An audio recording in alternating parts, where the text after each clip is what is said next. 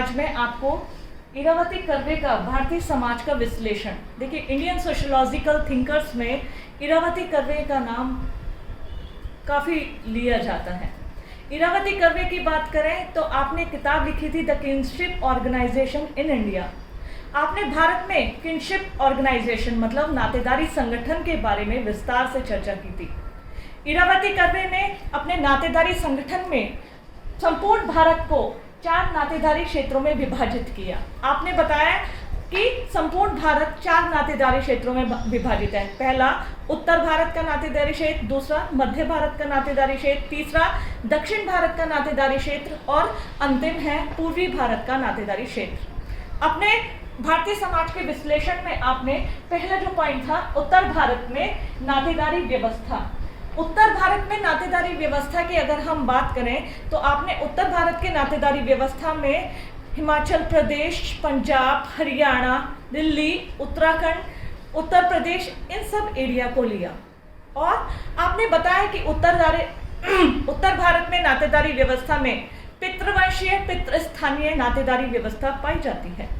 और आपने बताया, देखिए आपने कुछ विवाह के नियमों के द्वारा उत्तर भारत की नातेदारी व्यवस्था को परिभाषित किया या विस्तारित रूप से बताया। जैसे उन्होंने बताया कि अंतर्विवाह और बहिर्विवाह, इंडोगैमी एंड एक्सोगैमी विवाह के इन नियमों के द्वारा, जैसे अगर हम बहिर्विवाह की बात करें तो उत्तर भारत में गोत्र बहिर्विवाह, पिंड बहिर्विवाह और ग्राम बहिर्विवाह, कहीं कहीं अगर हम हरियाणा या पंजाब के कुछ क्षेत्रों की बात करें तो वहाँ ग्राम बहिर्विवाह भी पाया जाता है। बहिर्विवाह कहते हैं अपने समूह से बाहर विवाह करना, जैसे गोत्र अपने गोत्र से बाहर विवाह करना, पिंड से बाहर विवाह करना, और इसी प्रकार होता है ग्राम बहिर्विवाह, अपने ग्राम से बाहर विवाह करना।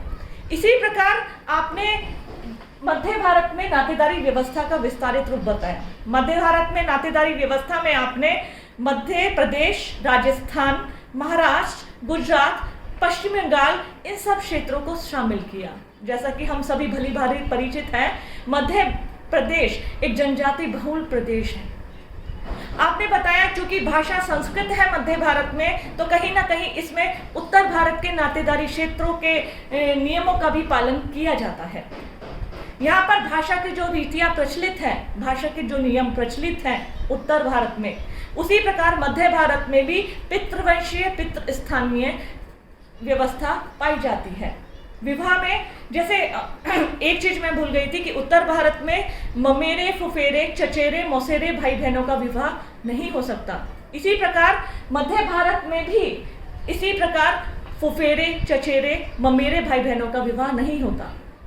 जैसा कि लेकिन महाराष्ट्र में कुछ एरिया 40% एरिया ऐसा है जहाँ द्रविड़ प्रजातियों का प्रभाव देखने को मिलता है। वहाँ पे उत्तर भारत से अलग विवाह के नियम, अलग रीति रिवाज प्रचलित है। उत्तर भारत में जहाँ ग्राम, गोत्र बहिर्विवाह इन सब रीतियों का पालन किया जाता है, वहीं कहीं ना कहीं जहाँ मैंने बात की है द्रविड़ प्रजाति वाले एरिया की, महाराष्ट्र का वो एरिया 40% वो एरिया, वहाँ पे विवाह के नियमों में कहीं ना कहीं ममेरे और फुफेरे भाई बहनों में विवाह हो सकता है। वो इसलिए क्योंकि जो हमारा ये एरिया है दक्षिण भारत में नातेदारी व्यवस्था, अगर हम दक्षिण भारत में नातेदारी व्यवस्था की बात करें तो आंध्र प्रदेश, केरल, कर्नाटक और तमिलनाडु इन सब क्षेत्रों को दक्षिण भारतीय नातेदारी व्यवस्था में शामिल किया जाता है।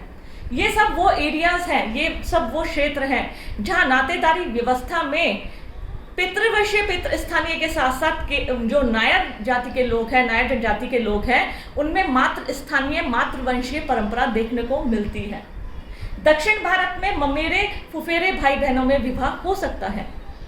ऐसा माना गया है कि मामा भांजी विवाह, दक्षिण भारत में एक क्षेत्र है वहाँ मामा भांजी विवाह यानी अपनी बड़ी बहन की लड़की से विवाह किया जा सकता है, यानी वहाँ रक्त संबंधों में भी विवाह संबंध स्थापित किए जाते हैं। जबकि मैंने अभी आपको बताया कि उत्तर भारत में गोत्र बहिर्विवाह और पिंड बहिर्विवाह की प्रथा प्रचलित है।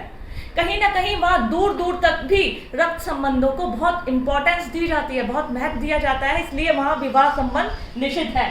कहाँ? उत्तर भारत में। लेकिन दक्षिण भारत में अगर हम विवाह के संबंधों की बात करें तो यहाँ ममेरे, फुफेरे, मामा भांजी विवाह, इस तरह की विवाह की रीतियाँ प्रचलित हैं।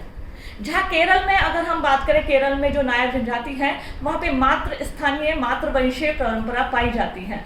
संपत्ति का प्रचलन, संपत्ति माता से पुत्री के बीच स्थानांतरित होती है।